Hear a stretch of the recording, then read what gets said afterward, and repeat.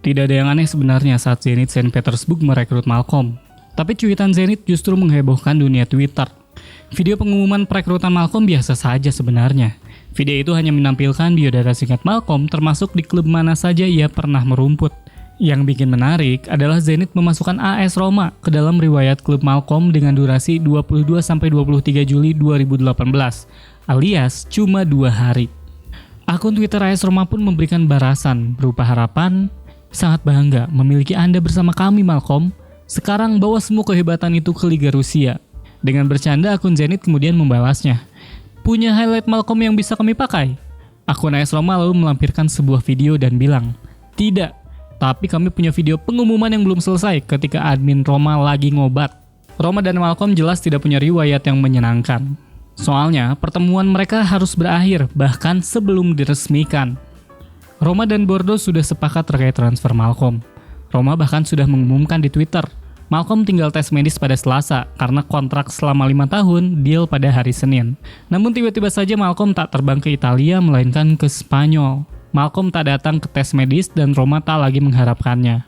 Soalnya Barcelona dikabarkan telah sepakat dengan transfer Malcolm yang angkanya di atas kesepakatan Roma dengan Bordeaux.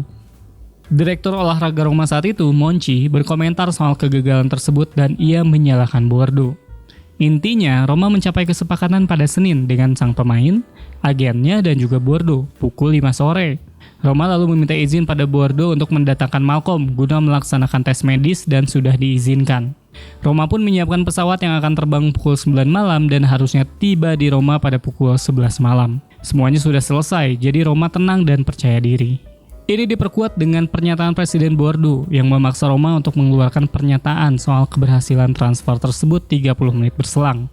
Roma menolak karena mereka terdaftar di bursa transfer dan ada aturan yang harus diikuti. Namun Bordeaux memaksa dan akhirnya diikuti oleh Roma dengan membuat cuitan di Twitter. Sejam kemudian, Bordeaux mengabari Roma bahwa Barcelona telah memberikan penawaran dengan angka yang lebih tinggi.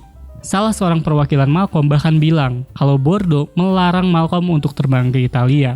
Monchi pun menelepon Presiden Roma dan ia mendapatkan lampu hijau untuk perang dengan Barca. Monchi sendiri sebenarnya tak ingin melakukannya, tapi ia tetap mengirim dokumen penawaran baru pada pukul 11 malam. Keesokan harinya usai pertemuan dengan agen dan Presiden Bordeaux, Monchi terkejut karena mereka meminta penawaran yang lebih baik. Soalnya Barcelona juga menambah biaya transfer mereka. Monchi pun menolak untuk ikut lelang, sehingga penawaran mereka terhadap Malcolm ditutup.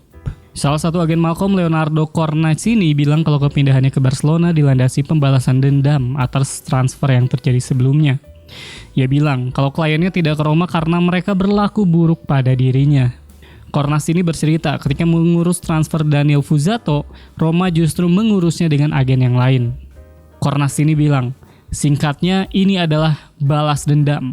Keramaian soal transfer Malcolm ini nyatanya cuma sementara, karena setelah ia pindah ke Barcelona, karirnya menurun drastis. Roma pun tampak menjadi pihak yang beruntung, karena tak jadi mengeluarkan 631 miliar rupiah untuk pemain seperti Malcolm.